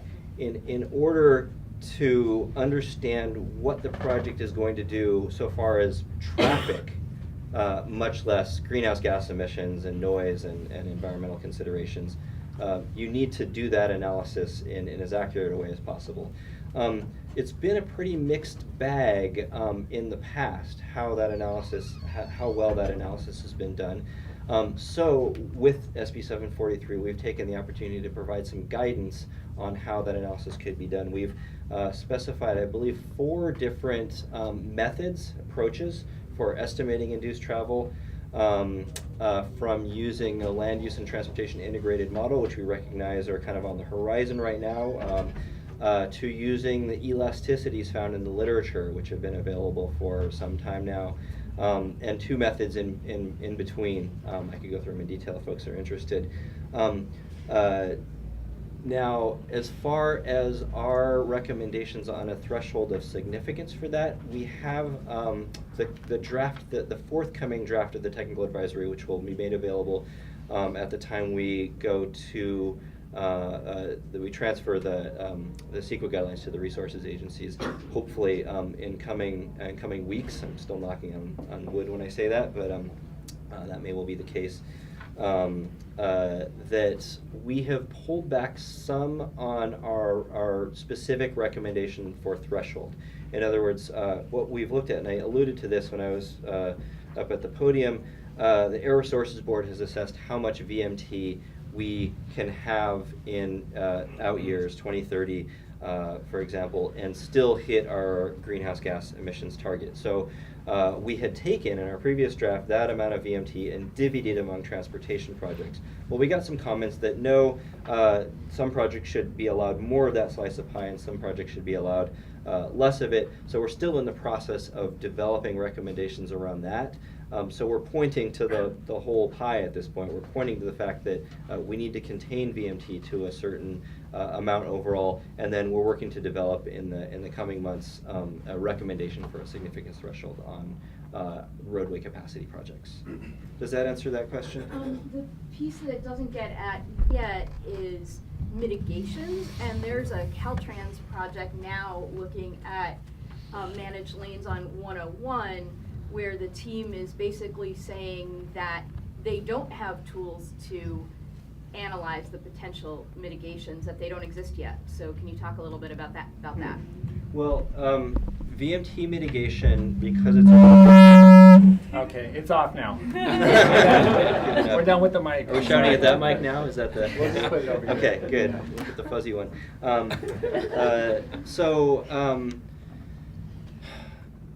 VMT as an impact is can be looked at as a regional impact, unlike LOS, which is an intersection or roadway segment level. So VMT mitigation can look beyond the immediate location of the project, and that opens up quite a number of approaches. One is going to be discussed in a workshop. I wish I brought more information on it. I'm unfortunately going to be away and not able to attend it, but it's late this month. Oh gosh, I think it's going to be in the Sacramento area, though. I can get you more information on it, or maybe there's a mailing list I can send to for this workshop. But essentially, one innovative approach that's being developed is a kind of regional program, so that any sort of project which increases VMT a substantial amount, and it's more than a significance threshold, might then be able to look at I don't know what to call it, a bank or a collection of projects, and reduce VMT elsewhere or through some other way. But even absent that, there's the whole menu of travel demand management, the whole menu of transportation systems management, including changing the management of lanes to reduce VMT directly on a facility that could be considered. One of those options, which it's my belief as aside from my role at OPR, but as a transportation professional, that we're going to have to head to sooner or later if we're going to get where we need to go is pricing. Barry is already doing a good amount of planning on pricing, but expanding that is one other direction to go. Anybody else in the back? Yeah, do you guys foresee any changes to the policy guidelines, requirements of traffic signal warrants or anything like that? Right now, there isn't any guidance on how VMT is going to be impacting that. Yes, well, I can speak to that. No, it's not going to change any of those warrants. Those now are no longer, those issues are no longer now part of the CEQA process. They're dealt with outside of the CEQA process. So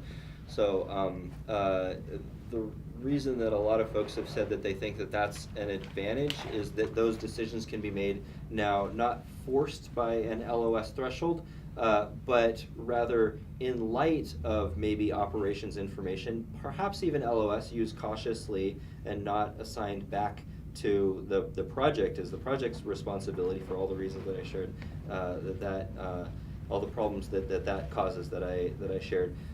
But in balance with the array of interests of a community, which might include walkability, various environmental factors, livability, health, etc. To add on to that, I think it allows you as a local jurisdiction to think of it on a systems level and really ensure that your transportation system and your traffic signals in particular are instead optimized for transit reliability, for bicycle green waves, or for pedestrian safety. Yeah, go ahead in the front. Brian Green-Roselle with BART. Just a philosophical question about VMT as an environmental impact. I always found it somewhat curious that we treat transportation impacts, like LOS was treated as an environmental impact, and if we're focusing more directly on VMT, like the nexus to other kinds of environmental impacts is just sort of like becomes very overlapped. It's also an air quality impact and a greenhouse gas impact. So I'm just curious how I haven't read the draft guidelines recently. Just if you could remind me or talk a little bit about how it's framed in terms of, what is the environmental impact here? Is there something unique and different above and beyond the air quality and the greenhouse gas impacts? So early on in this process, we put out a publication. I'm going to forget the exact title of it, but it was something like Investigation of Alternative Transportation Metrics. It was when we were looking, because the legislation, SB743, suggested VMT as an option, but it didn't require it. So we looked at an array of options. And VMT, among other benefits, such as that we were already modeling it, looked like to us like the best sort of umbrella metric over the transportation environmental impacts.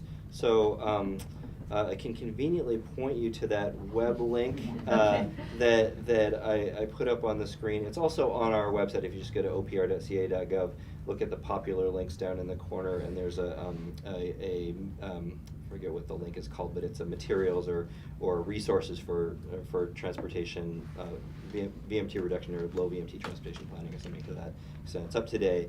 It's not 100% populated, but it's largely populated. And this study is in a study done by UC Davis researchers looking across the academic literature at the environmental impacts connected to vehicle miles traveled. And I named some of them during the presentation. Emissions are an obvious one. Maybe building energy use is a less obvious one. Maybe open space consumption is a less obvious one. There's quite an array of them. VMT captures none of them exactly perfectly, but it captures all of them directionally, and many of them fairly well with fairly reasonable correlation. One of the lines of thinking early on was, do we want a project to try and analyze this whole array of impacts, or can we package that in a good enough fashion in one metric? And we landed in that direction, so VMT rather than something more complicated or an array of metrics. So dig into that paper for the details, but we've been convinced for some time, and we've found that there's a pretty decent consensus. Consensus can be a strong word, but there's good acceptance on that VMT is a good umbrella metric over environmental impact from transportation. Right. Sure. Actually, I want to just, before I go to you, I'll go over here since you haven't asked a question yet. My name is Wilson Tan. I'm from the city of San Jose. I think this is a very good opportunity for me to share and other what we're doing from our city. So we are actually working towards shifting our transportation standards from level of service to VMT right now, and we are targeting to have the policy adopted by the summer of this year. And I also have a question to Chris, because we have faced many challenges, and some of the challenges are shared by also Robert's work in his presentation of how we are facing this kind of challenge as a county. But to you, Chris, do you think that by shifting the CEQA standards to VMT, we will no longer see a CEQA transportation impacts for industrial development? Because the idea of VMT is about reducing vehicular trips and the distance of people travel. The audience that we are targeting is basically residents and employees, but there are business-related trips which may be very, for example, heavy trucks. Like, there's no way for us to divert the heavy trucks from using other vehicles. And it also, depending on the types of the businesses, they may have different business models.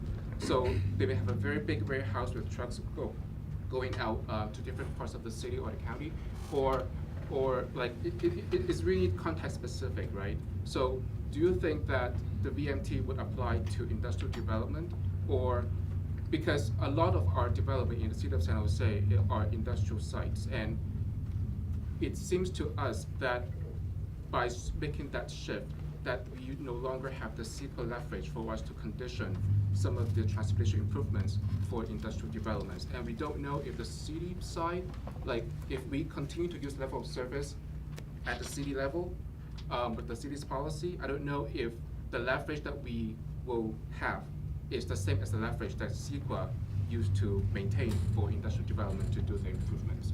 So just to get your perspective on how should we deal with industrial developments. Yeah, so first off, I'll agree that the leverage may be different. Again, these sorts of traffic impacts, what LOS effects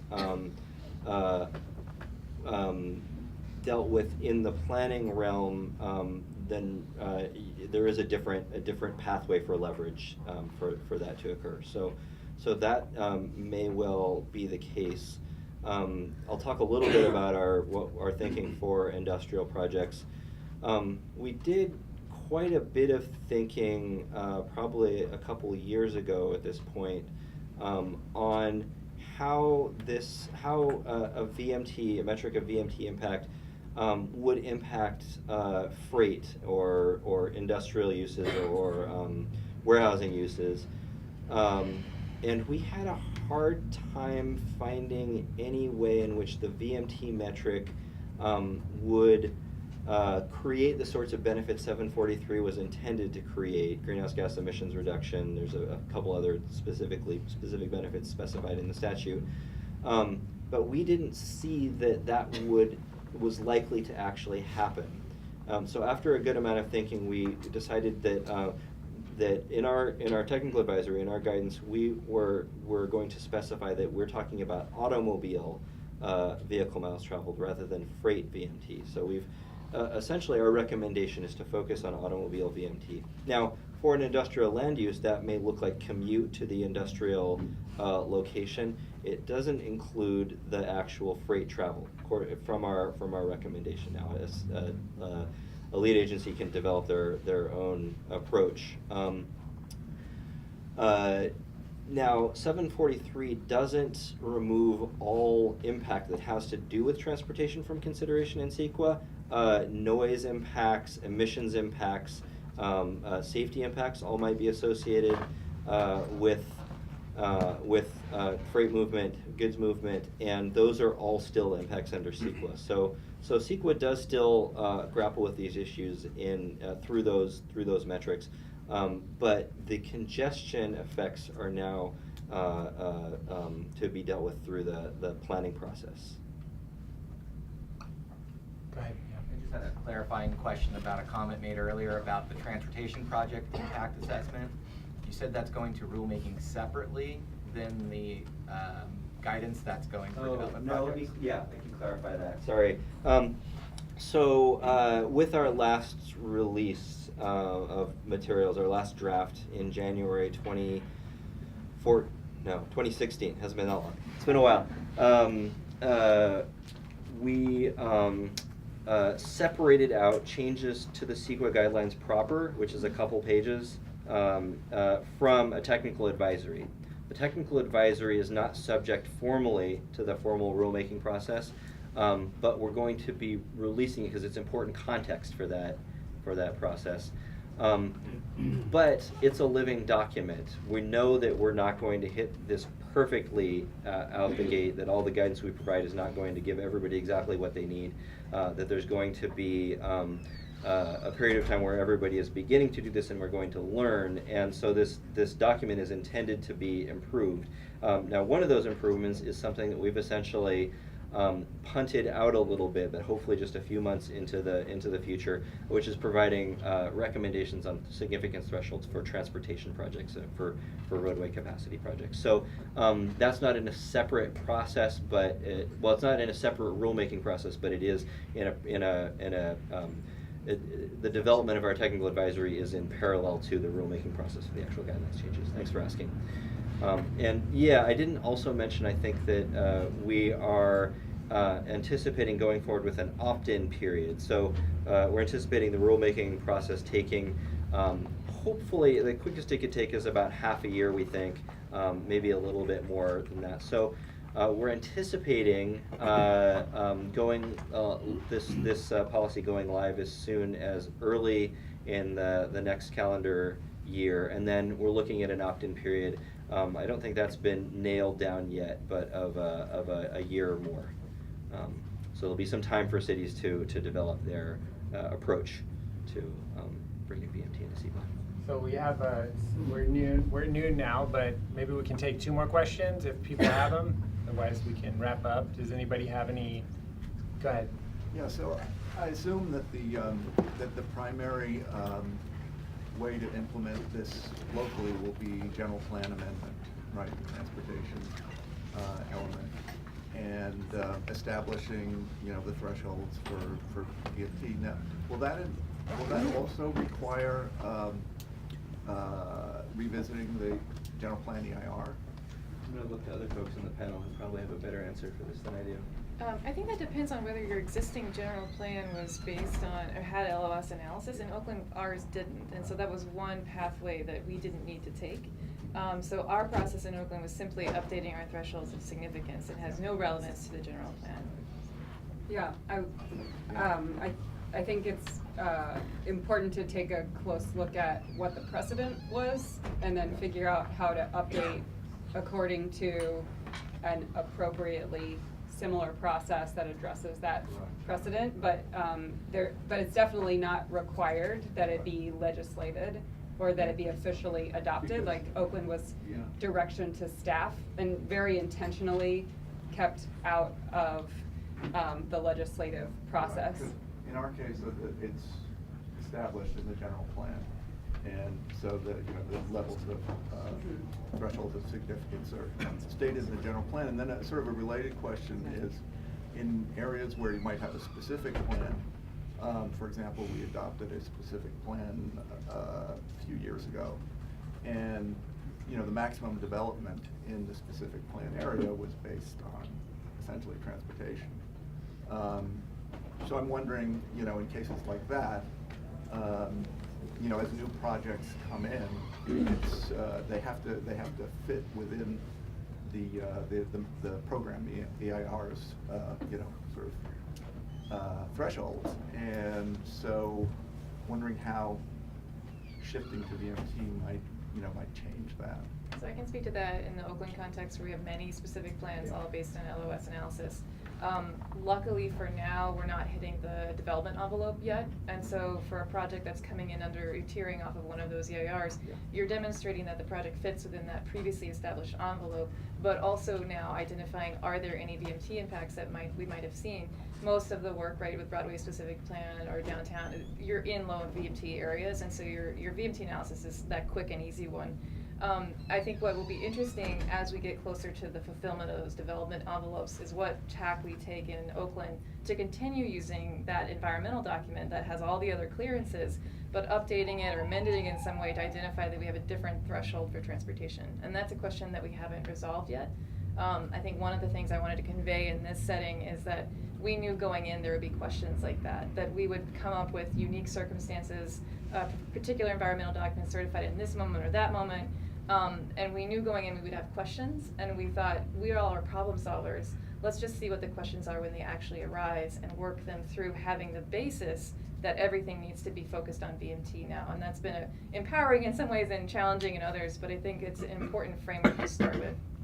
And I think it's helpful to remember that under the old approach that was LOS focused, there have been many situations where the desired development is running up against significant impacts, and cities all over the state have found ways to get around that when it's necessary, and say, oh, this is a significant but unavoidable impact, or whatever, figure out what the existing plans and policies do to justify a development despite the significant impact.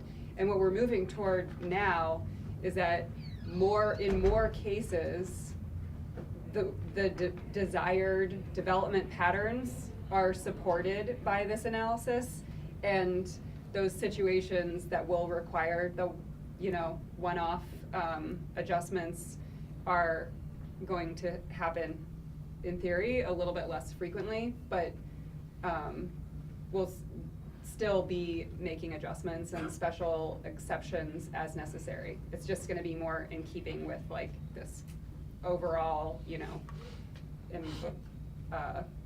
statewide policy. I'm also happy to talk more offline about some of the strategies that we've been employing. And so cities that are about to kick off or scoping a specific plan, for example, they should plan on incorporating VMT into it as opposed to LOS as part of their transportation analysis. I mean, I've talked to some cities that are going to do that, but Yeah, that's one question I hear as well. Well, we're recommending, yes, incorporating whether or not you're yet jettisoning LOS from your CEQA Right. documents, certainly beginning to include VMT as some Okay. jurisdictions are. All right, time for one more question, or we'll just wrap up. All right, well, let's, okay, go ahead. This is kind of a more translating qualitative effects to quantitative. And that is, I'm looking for data to show how trees in pedestrian priority areas can reduce vehicle miles traveled as well as mitigate air quality impacts. And I'm sure it's somewhat based on type of tree, species, etc. I got one website from another conference, but it seems like the data is just starting to come out, so if you know of any information. I don't offhand. Do any of you? I bet there's some out there. I know there's some tree and walkability, and that could maybe be ported into tree and VMT reduction, but I don't have that at my fingertips. I haven't seen it myself. Just jump in briefly to say, the only thing I can think of, somewhat related is that the Highway Capacity Manual 2010 update included some backup research that talked about, as Chris said, kind of the factors of walkability in the pedestrian quality of service measures, and one of them was the presence of street trees or another kind of vertical, like pedestrian scale lighting between cars and the pedestrians as a thing that encourages, walking. So, and there is some research that backs that up. I don't think it then takes the leap to kind of quantify that in terms of VMT reduction.